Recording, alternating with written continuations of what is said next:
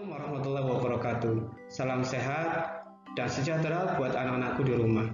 Tetap semangat belajar dalam kondisi pandemi COVID-19. Pada kali ini, bersama Pak Bayu Sigit Jaksono, kita belajar IPA kelas 7 semester 2 tentang lapisan bumi dan ancaman bencana alam, bagian pertama.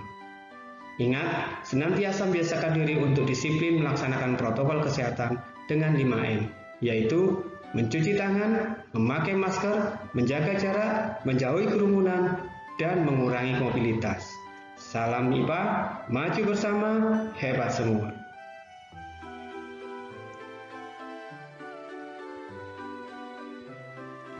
Lapisan bumi. Permukaan bumi atau geosfer merupakan lapisan bumi yang terletak di permukaan atau di bawahnya yang berpengaruh terhadap kehidupan di bumi baik secara langsung maupun tidak langsung. Geosfer adalah suatu fenomena atau peristiwa yang terjadi di permukaan bumi.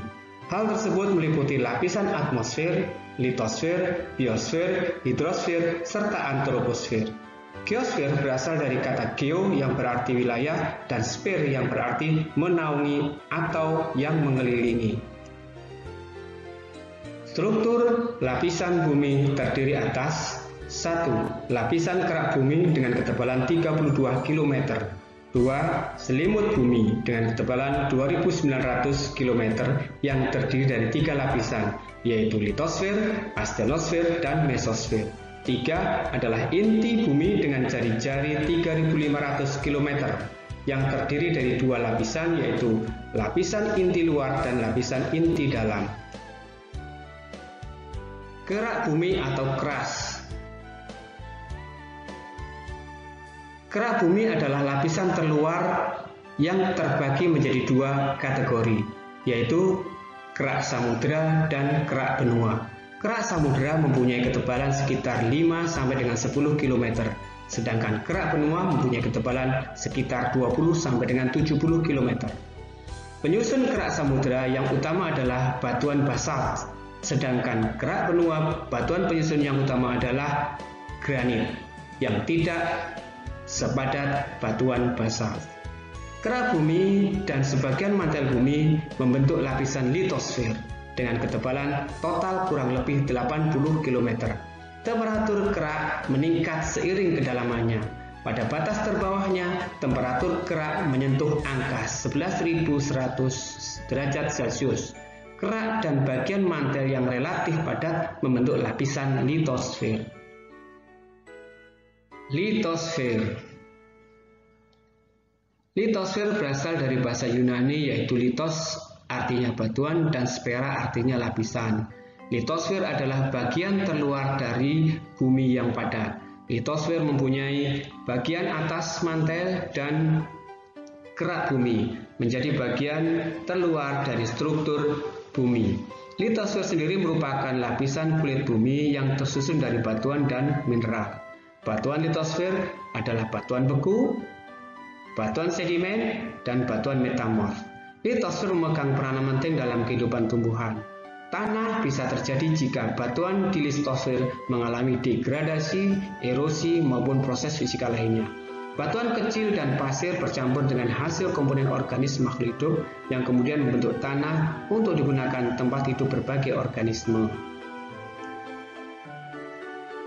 Bagian-bagian penyusun litosfer. 1. Lapisan siar.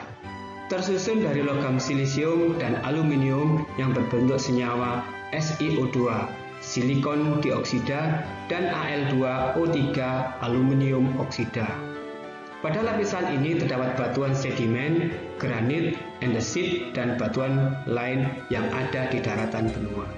Lapisan siar merupakan lapisan kerak bersifat padat dan berbatu.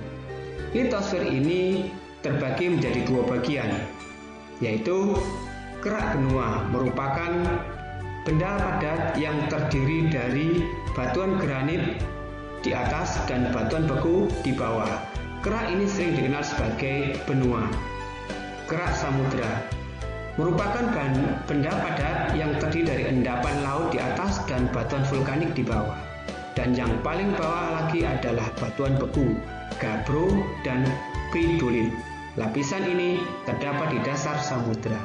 2. Lapisan sima. Disebut juga sebagai lapisan silisium magnesium. Lapisan yang tersusun oleh logam silisium dan magnesium dalam senyawa SiO2 atau silikon dioksida dan MgO atau magnesium oksida. Lapisan ini lebih berat dibandingkan dengan lapisan sial karena mengandung besi dan magnesium. Lapisan ini bersifat elastis dan mempunyai ketebalan sekitar 65 km.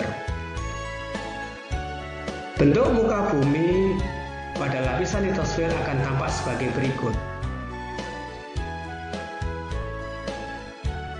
Selimut atau mantel. Mantel bumi merupakan lapisan bumi yang terletak di atas lapisan inti bumi.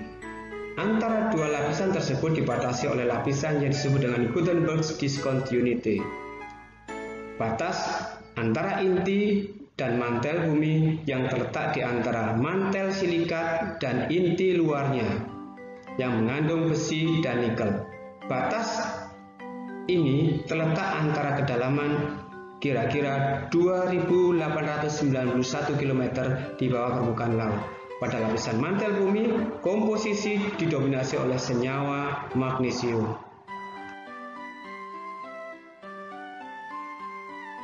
Lapisan mantel bumi dibagi menjadi dua, yaitu mantel atas dan mantel bawah. Mantel atas atau asthenosfer berada pada kedalaman 400 km dengan lapisan yang bersifat plastis dan semi-plastis. Hal tersebut dikarenakan suhu dan tekanan pada mantel atas berada pada kondisi setimbang. Mantel bawah atau mesosfer bersifat padat yang kedalamannya mencapai 2.900 km yang mengandung besi dan mineral sima, silikon, magnesium. Pada bagian bawah lapisan suhunya mencapai 3.000 derajat Celcius. Lapisan tersebut bersifat padat dikarenakan adanya tekanan dari lapisan di atasnya. Inti bumi atau core.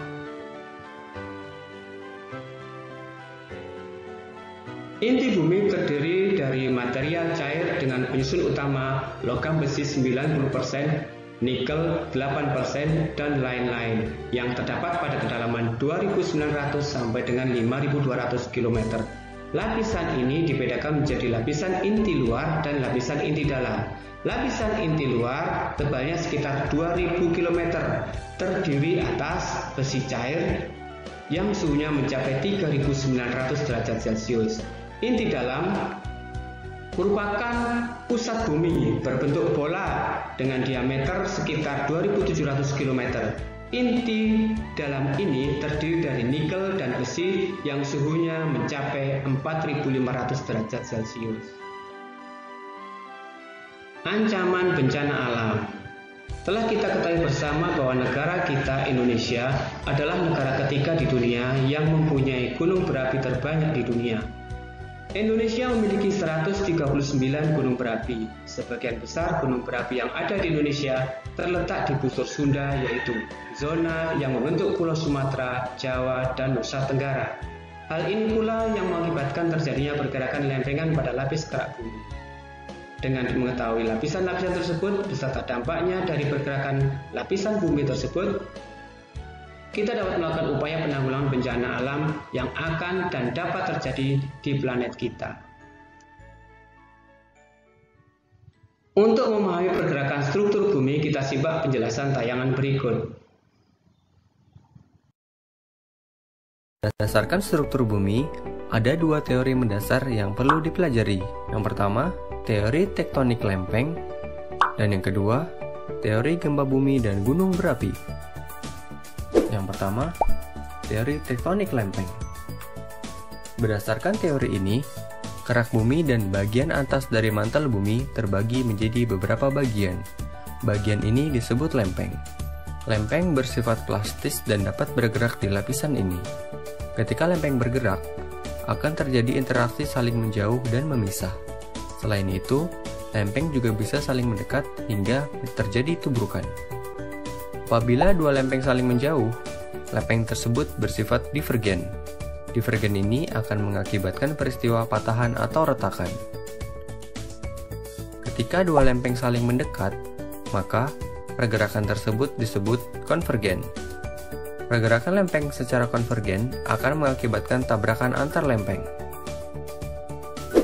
Yang kedua, teori gempa bumi dan gunung berapi. Gempa bumi adalah energi yang terjadi di permukaan bumi akibat pergerakan lempeng. Semakin besar energi yang dilepaskan, maka getarannya akan semakin besar dan kerusakan semakin parah. Begitu juga sebaliknya.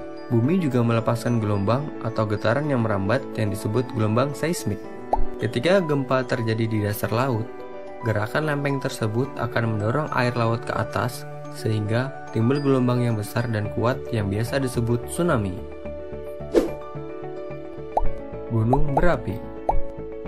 Selain gempa bumi, efek dari pergerakan lempeng adalah terbentuknya gunung berapi. Gunung berapi adalah proses naiknya magma ke permukaan yang menyebabkan erupsi.